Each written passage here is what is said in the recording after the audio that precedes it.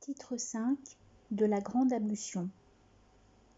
Et de ces mots du Coran: Vous qui croyez, si vous vous mettez en devoir de prier, alors lavez-vous le visage et les mains jusqu'aux coudes. Passez-vous la main mouillée sur la tête et sur les pieds jusqu'aux chevilles. Si vous êtes en état d'impureté, alors purifiez-vous.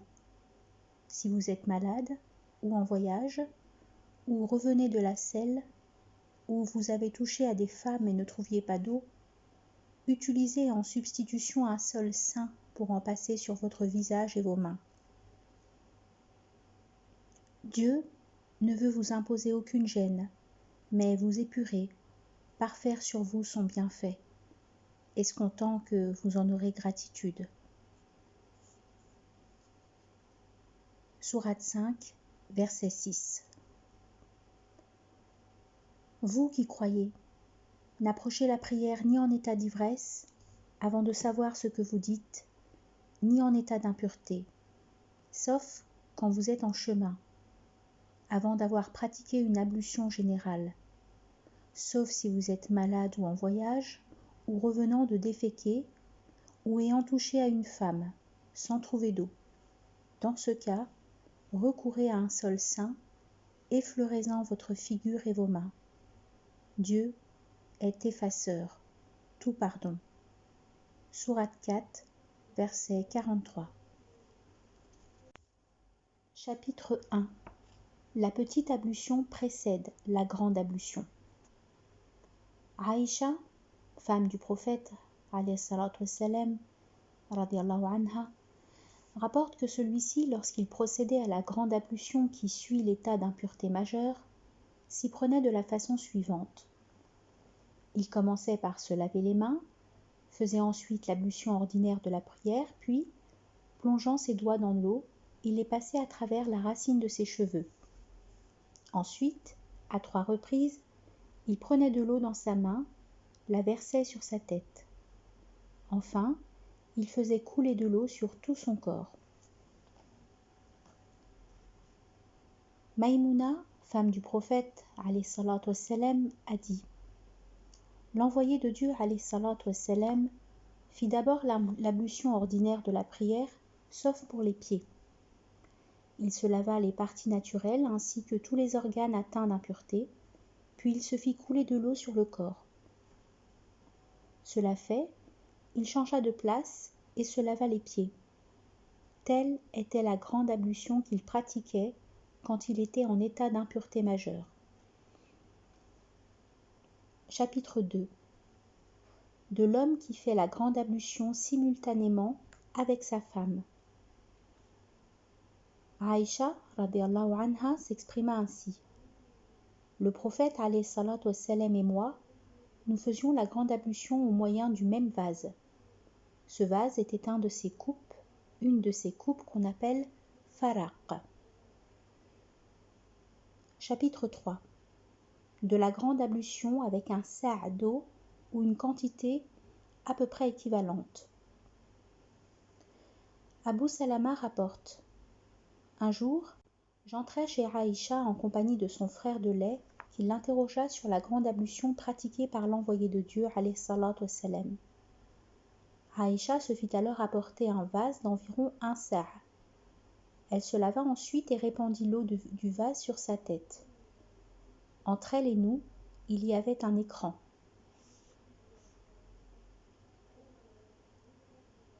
In fine, 2 isnads différents avec la variante une vase de la capacité d'un sa'.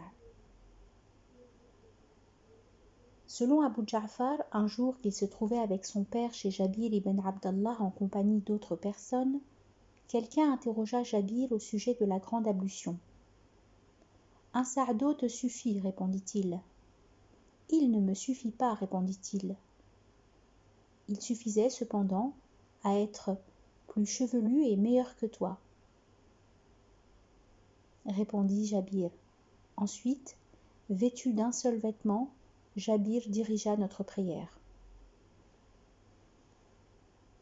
Ibn Abbas rapporte que le prophète alayhi salatu wassalam et Maïmouna pratiquaient la grande ablution avec un même vase. Abu Abdullah al-Bukhari ajoute que Ibn Uyayna, à la fin de sa vie, donnait ce dernier récit comme rapporté d'après Ibn Abbas, d'après Maïmouna. Chapitre 4. De celui qui répand l'eau par 3 fois sur sa tête. Suivant Jubayr ibn Mu'tim, l'envoyé de Dieu alayhi salatu wassalam dit un jour: Quant à moi, je répands l'eau par 3 fois sur ma tête. Et ce disant, il fit le geste avec ses 2 mains. Jabir ibn Abdullah a dit: Le prophète alayhi salatu wassalam se répandait de l'eau par 3 fois sur la tête. D'après Abu Ja'far, Jabir me dit: Ton cousin paternel. C'est Al-Hassan ibn Muhammad, fils d'Al-Hanafiya, qu'il faisait allusion, vint me trouver et me demanda comment se pratiquait la grande ablution suite à l'état d'impureté majeure. Je lui répondis: Le prophète alayhi salatu wassalam prenait 3 fois de l'eau dans le creux de sa main et se la répandait sur la tête. Ensuite, il se répandait de l'eau sur tout le corps.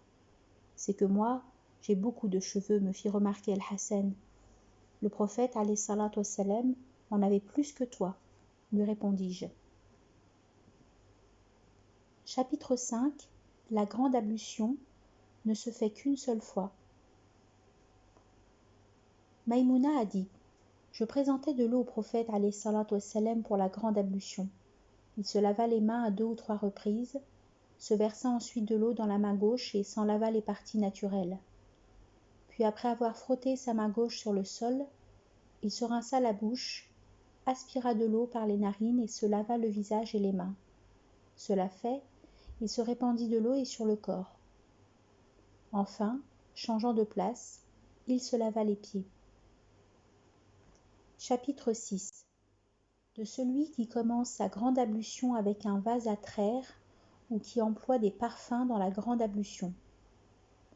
Aïcha rapporte que le prophète alayhi salatu wassalam, lorsqu'il voulait faire la grande ablution suite à l'état d'impureté majeure dans lequel il se trouvait, se faisait apporter un vase dans le genre d'un vase à traire. Il y prenait de l'eau avec la main, commençait par le côté droit de la tête, puis passait au côté gauche. Suivant d'autres récits, il versait de l'eau avec ses 2 mains sur le milieu de la tête. Chapitre 7. On se rince la bouche et on aspire de l'eau par les narines dans la grande ablution consécutive au commerce charnel. Ibn Abbas rapporte ces paroles de Maïmouna. Je versais de l'eau au prophète alayhi salatu wassalam pour la grande ablution. De sa main droite, il en versa sur la main gauche et se lava ensuite les 2 mains. Après cela, il se lava les parties naturelles, puis posa la main sur le sol, la frotta sur la terre et la lava. Ensuite, il se rinça la bouche, aspira de l'eau par les narines, se lava le visage et répandit de l'eau sur sa tête. Enfin, changeant de place, il se lava les pieds. On lui apporta alors une serviette, mais il n'en fit pas usage pour s'essuyer. Chapitre 8. Frotter sa main sur le sol est la meilleure manière de la nettoyer. Suivant Maïmouna, le prophète alayhi salatu wassalam fit la grande ablution imposée par l'état d'impureté majeure de la façon suivante.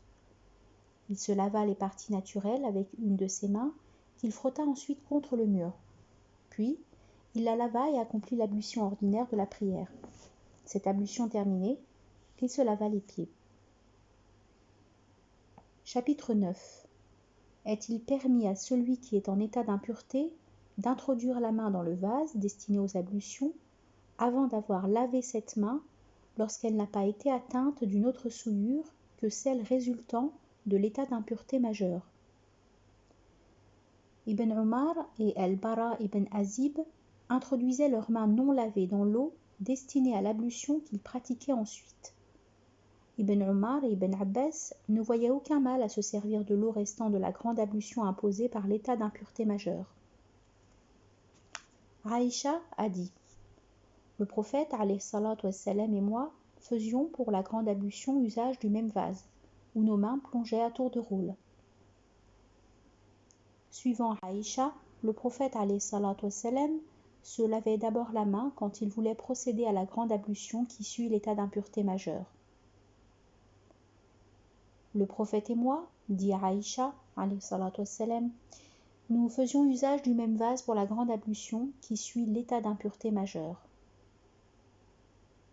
Abdallah ibn Jabr a entendu Anas ibn Malik dire: le prophète alayhi salatu wassalam et l'une de ses quelconques de ses femmes faisaient usage du même vase pour la grande ablution. Chapitre 10. Est-il permis de mettre un intervalle entre la grande ablution et la petite ablution? On rapporte d'Ibn Omar qu'il se lava les pieds après que l'eau de l'ablution se fût complètement évaporée sur lui. Maïmouna a dit: je plaçais de l'eau devant l'envoyé de Dieu alayhi salatu wassalam afin qu'il fît la grande ablution.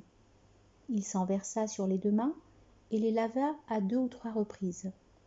Ensuite, de sa main droite, il en versa sur sa main gauche et se lava les parties naturelles. Il frotta alors cette main sur le sol, puis se rinça la bouche, aspira de l'eau par les narines, se lava le visage, les deux mains et la tête à 3 reprises. Enfin, il répandit de l'eau sur tout son corps et, changeant de place, il se lava les pieds. Chapitre 11. De celui qui, dans la grande ablution, verse de la main droite de l'eau sur la main gauche. Voici comment s'exprima Maïmouna bint al-Harith. Je déposai l'eau destinée à la grande ablution devant le prophète alayhi salatu wassalam et tendis un rideau devant lui. Il se versa de l'eau sur la main et la lava 1 ou 2 fois, je ne sais plus, dit Sulayman, qui rapporte ce récit, s'il n'a pas été parlé d'une 3e fois. Ensuite, de sa main droite, il versa de l'eau sur sa main gauche et se lava les parties naturelles. Après quoi, il frotta sa main gauche sur le sol ou contre le mur. Puis, il se rinça la bouche, aspira de l'eau par les narines, se lava le visage, les mains et la tête. Enfin, il se versa de l'eau sur le corps et après avoir changé de place, il se lava les pieds. Alors, je lui présentai un linge, mais il fit de la main un geste de refus et n'en voulait point. Chapitre 12. Une seule grande ablution suffit-elle lorsqu'on a commercé plusieurs fois avec une même femme ou avec des femmes différentes? Muhammad ibn al-Muntashir a dit: comme je rapportais à Aïcha le propos tenu par Ibn Omar, elle répondit: Dieu fasse miséricorde à Abu Abdurrahman. C'est moi qui avais parfumé l'envoyé de Dieu. Il eut ensuite commerce avec ses femmes, et le lendemain matin, quand il reprit l'état de sacralisation, il embaumait encore de ses parfums. D'après Qatada, le fait suivant a été rapporté par Anas ibn Malik. Le prophète, alayhi salatu wassalam, dans le seul espace de temps d'un jour et d'une nuit, avait commercé avec toutes ses femmes, et elles étaient au nombre de 11. Était-il donc capable de le faire? Dis-je à Anas. Entre nous, répondit-il, nous racontions que le prophète alayhi salatu wassalam était doué de la vigueur de 30 hommes. Saïd rapporte d'après Qatada qu'Anas aurait dit 9 femmes. Chapitre 13. De la grande ablution et de la petite ablution à la suite d'un suintement érotique. Ali a dit: j'étais sujet au suintement érotique. Je priais quelqu'un d'interroger le prophète alayhi salatu wassalam sur ce point, ne voulant pas le faire moi-même à cause de ma situation vis-à-vis de sa fille. Le prophète me fit répondre, alayhi salatu wassalam: fais la petite ablution et lave tes parties naturelles. Chapitre 14. De celui qui s'est parfumé et qui, ayant fait ensuite la grande ablution, a conservé des traces du parfum. Muhammad ibn al-Muntashir a dit: je rappelais à Aïcha les paroles d'Ibn Omar. Je n'aime pas me trouver un matin en état d'ihram encore embaumant de parfum, et l'interrogeai là-dessus. Elle me répondit: j'avais parfumé l'envoyé de Dieu alayhi salatu wassalam, qui après cela eut commerce successivement avec ses femmes et le lendemain matin se mit en état d'ihram. Aïcha a dit: il me semble encore voir sur le sommet de la tête du prophète alayhi salatu wassalam la trace luisante des parfums alors qu'il était en état d'ihram. Chapitre 15. Du fait de passer les doigts au travers des cheveux et de la barbe, puis répandre de l'eau dessus lorsqu'on suppose que la peau a été humectée en dessous. Récit de Aïcha. Chaque fois qu'il voulait faire la grande ablution imposée par l'état d'impureté majeure, l'envoyé de Dieu alayhi salatu wassalam se lavait les mains, faisait l'ablution ordinaire de la prière et procédait ensuite à la grande ablution en passant les doigts dans ses cheveux et sa barbe. Et quand il croyait que la peau était bien humectée, il faisait couler de l'eau sur sa barbe et sur ses cheveux à 3 reprises différentes. Ensuite, il se lavait le reste du corps. L'envoyé de Dieu et moi faisions usage, pour la grande ablution, du même vase et y puisions ensemble. Chapitre 16. De celui qui, en état d'impureté majeure, fait une petite ablution puis pratique la grande ablution pour le reste du corps, sans laver à nouveau les parties touchées par la petite ablution. D'après Maïmouna, l'envoyé de Dieu alayhi salatu wassalam plaça devant lui l'eau pour la grande ablution imposée par l'état d'impureté majeure. De la main droite, il versa de l'eau à 2 ou 3 reprises sur la main gauche. Il se lava ensuite les parties naturelles, frotta 2 ou 3 fois sa main contre le sol ou contre le mur, se rinça la bouche, aspira de l'eau par les narines, se lava le visage et les bras, puis répandit de l'eau sur sa tête. Cela fait, il se lava le reste du corps et enfin, changeant de place, il se lava les pieds. Je lui apportai un linge, mais il n'en voulut pas et secoua sa main pour l'égoutter. Chapitre 17. Du fidèle qui, étant à la mosquée, se souvient qu'il est encore en état d'impureté majeure et sort dans cet état de la mosquée sans avoir fait l'ablution pulvérale.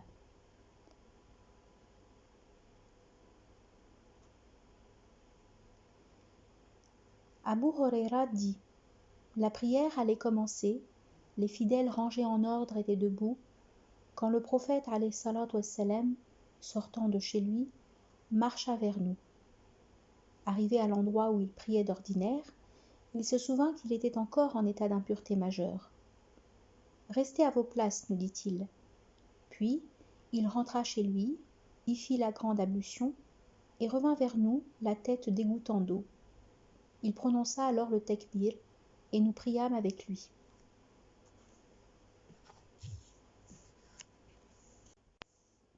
Chapitre 18. Du fait de secouer les mains pour faire disparaître l'eau de la grande ablution imposée par l'état d'impureté majeure.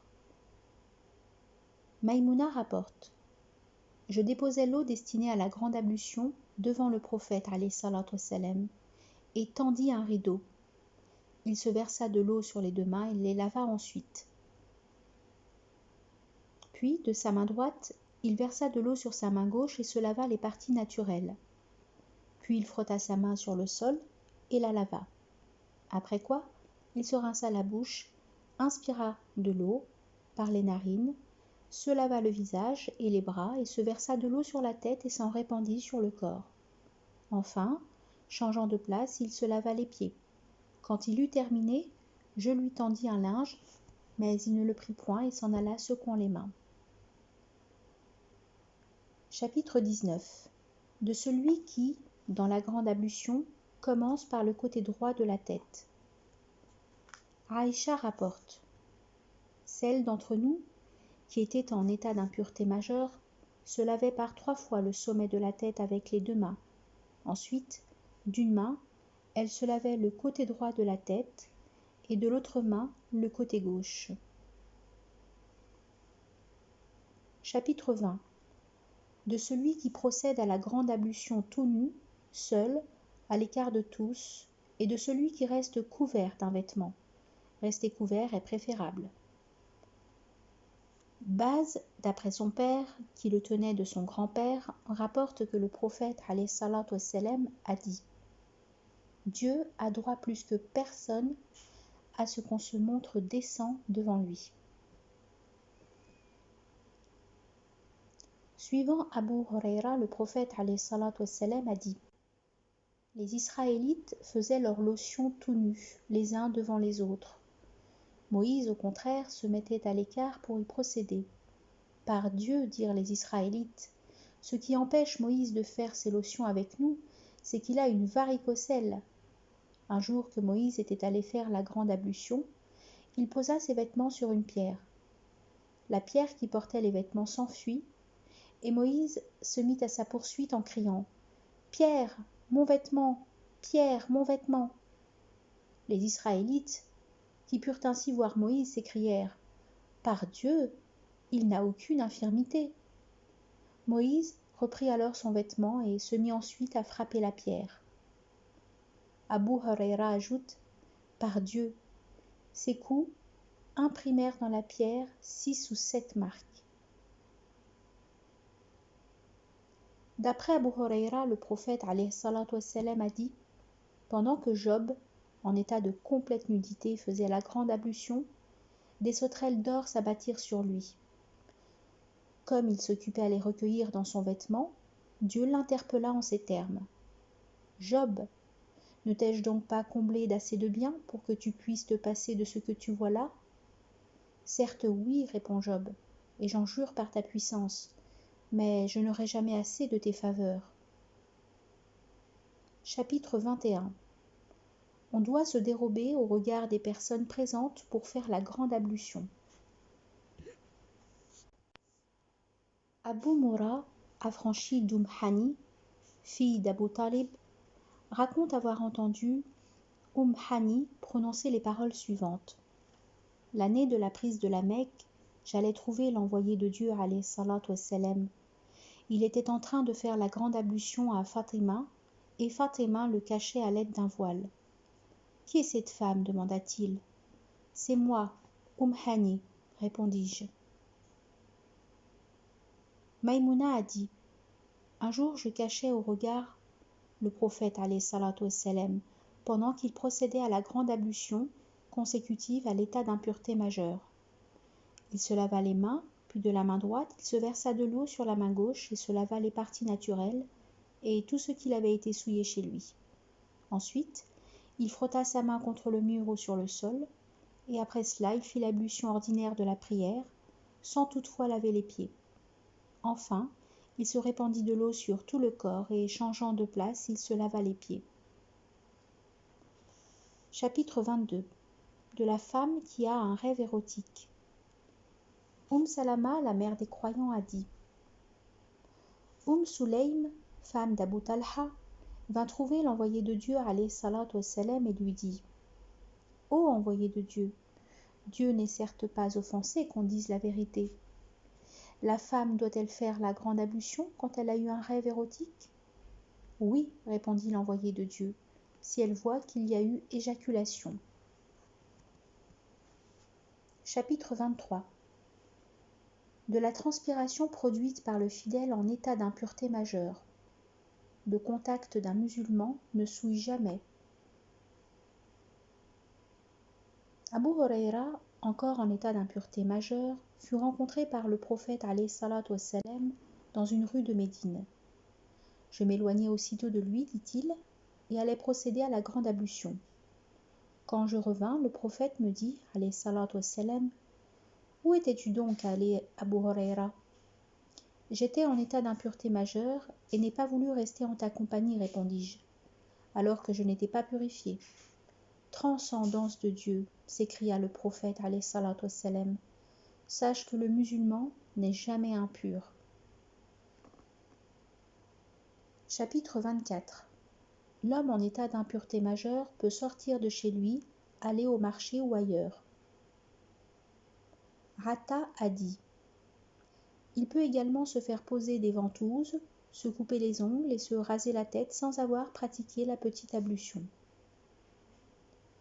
Anas ibn Malik rapporte que le prophète de Dieu, alayhi salatu wassalam, dans une seule nuit, avait commerce avec toutes ses femmes, et elles étaient à ce moment au nombre de 9.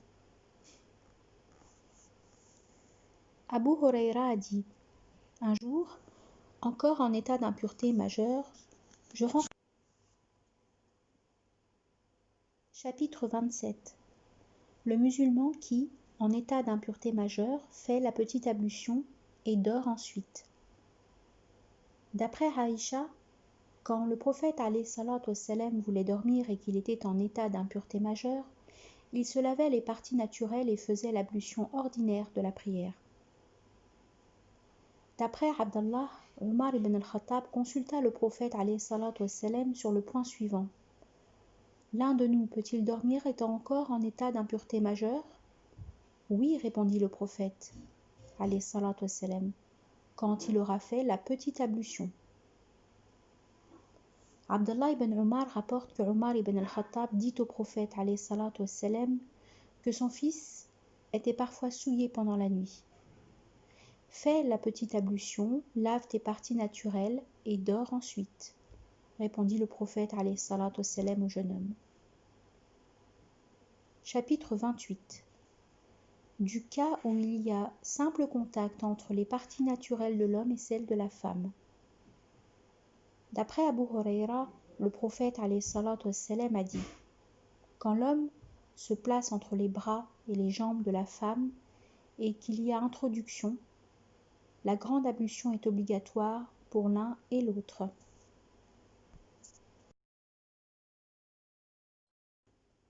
Chapitre 29. De la grande ablution après souillure produite par l'écoulement vaginal de la femme. Zaïd ibn Khalid al-Juhani rapporte qu'il posa la question suivante à Uthman ibn Affan. Dis-moi ce qu'il y a à faire quand un homme a pratiqué le coït avec une femme sans avoir eu d'éjaculation de sperme. On doit faire l'ablution ordinaire de la prière, puis se laver les parties naturelles, répondit Uthman. C'est ce que j'ai entendu dire à l'envoyé de Dieu, alayhi salatu wassalam. Zaïd ajoute qu'il adressa la même question à Ali ibn Abi Talib, à Az-Zubayr ibn al-Awwam, à Talha ibn Ubaydallah et à Ubay ibn Ka'b, qui lui firent la même recommandation. Abu Salama ajoute: Urwa ibn al-Zubayr m'informa qu'il a entendu ce hadith du prophète même. Ubay ibn Ka'b, s'adressant au prophète alayhi salatu wassalam, lui dit: quand un homme pratique le coït avec une femme et qu'il n'éjacule pas, que doit-il faire? Qu'il lave les parties qui ont été en contact avec la femme, qu'il fasse l'ablution ordinaire de la prière et qu'il prie ensuite. Abu Abdallah al-Bukhari ajoute: la grande ablution est encore ce qu'il y a de plus correct, car le deuxième hadith n'a été donné ici que pour montrer les divergences que peuvent présenter ces récits.